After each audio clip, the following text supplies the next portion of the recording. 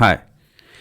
So I'd like to inform you that Jim Simon, who is one of the most popular hedge fund manager, a quant himself, a mathematician, has died at the age of 86.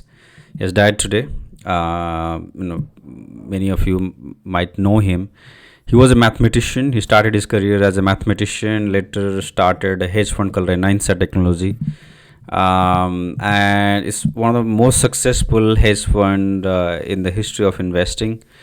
And he revolutionized the quant finance industry in a very big way. He was a mathematician in Princeton University. He worked during the Vietnam War, but somehow he didn't like academia. Later on, he moved to investing. He started using mathematics to beat the market. And he was, I think, a professor in Stony Brook University after he was fired from Princeton. And then he started investing on the side, and he liked it. And then he quit his career in academia to start this fund called Renaissance Technology, where he hired only physicists, mathematician, scientists. And so he started hiring only PhDs and people from academia to do research in investing, quant investing, so using mathematical models.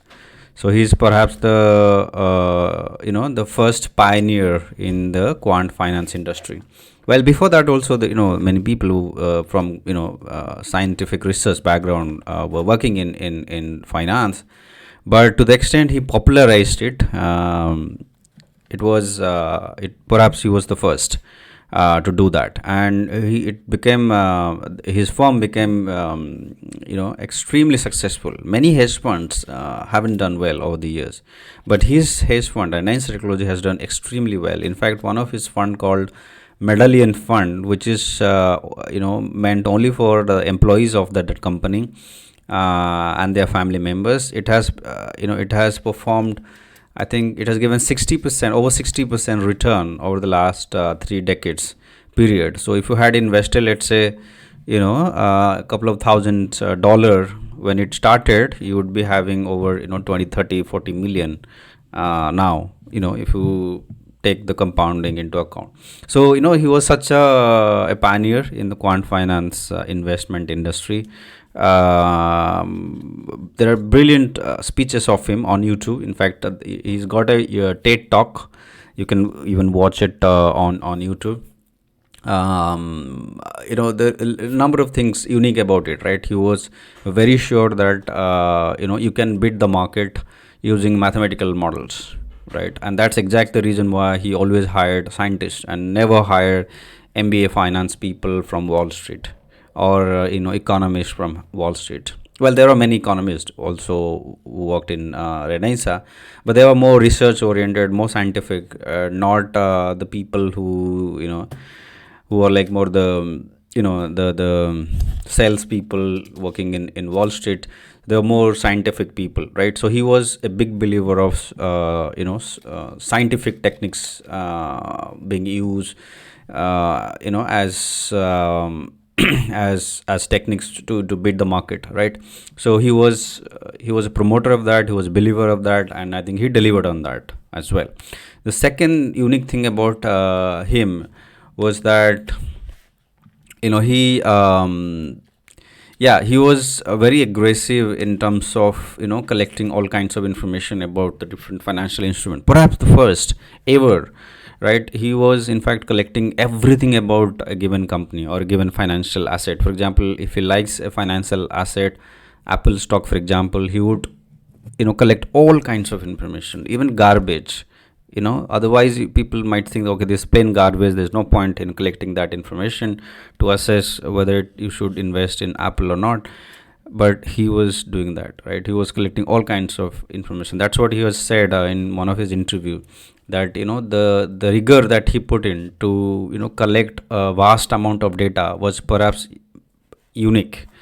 In the days of big data, we now have access to all kinds of information, the digital information, very easily. But imagine back then in late 70s, when there were no digital data, almost no digital data.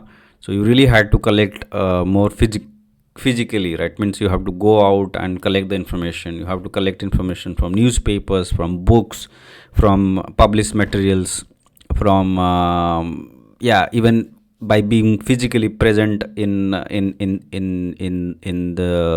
place where the company is located, and then collecting information, doing surveys, hell lot of activities, hell lot of efforts, right, in to collect that kind of information, and he did that, I think. And he considers that this particular exercise has made him unique compared to his peers. Peers were more focused on researching and less focused on collecting more information. I think this made him unique, and this differentiator actually has contributed so much to his success. He has died. If you want to read more about him, I think you can just read the Wikipedia page of his profile. Brilliant mathematician as well. I think he published a paper with a Chinese mathematician called Chen, and that formula is still being used, quite popular in the academic world. So he was a top class academician, and he went on to become a top class practitioner. So it also gives an indication that if you're academically quite good in very technical things, you could also do really well in the industry. A misconception many people have that a lot of the technical things you learn in university are of no use or pretty much no use in the industry. Even I have this this view sometimes, that I find that university, what you learn in university is not of much use later on. But he has proved this wrong, right? He has proved that the technical topics that you learn in university can indeed be used in the industry, and certainly in the investment industry, and he has done that very, very well, right? If you look at the return percent Warren Buffett's fund has made over these years, it is much less compared to that of Jim Simmons' fund. Obviously, they are not comparable because the size of the fund for Warren Buffett is much, much higher, and it's open to retail investors and so on. But whereas in the case of hedge fund, it's more exclusive to high net worth individuals, not not open to retail investors. So it's a different ball game. So you can't compare. But if you leave that out, if you do a comparison, the return percent as such is much higher in the case of Jim Simon. It also proves that mathematical techniques do play a role in beating the market, right? So it's a good story. His life story is a very good story, and I think one of the reasons why quants are very popular nowadays in the investment industry, in the trading industry, in banks, insurance company, fintechs, all kinds of wealth management firms, is simply because of the early success of people like Jim Simon, but also people like Emmanuel Dorman, who was in Goldman Sachs, and many other such people who came from academia and later on went on to be very successful in the investment world. So rest in peace, Jim Simon. All the respect. I heard about him when I was in university back in 2010. I in fact made a presentation about his firm in one of my coursework, and I have watched so many of his interviews on YouTube. So it was bit of a shock to know that he has passed away, but it was he was already 86-year-old.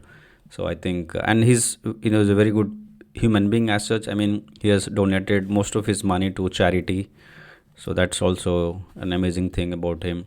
And he has promoted science also. I think he has donated a lot of money to promote education, scientific education and research in the US, both at school level and university level. So that's another really good thing about him. And it's sad to know that is no more, but it's also, his life is quite inspiring. Anybody who is an aspiring quant must read about him, right? That's something I wanted to share with you. Thanks, guys.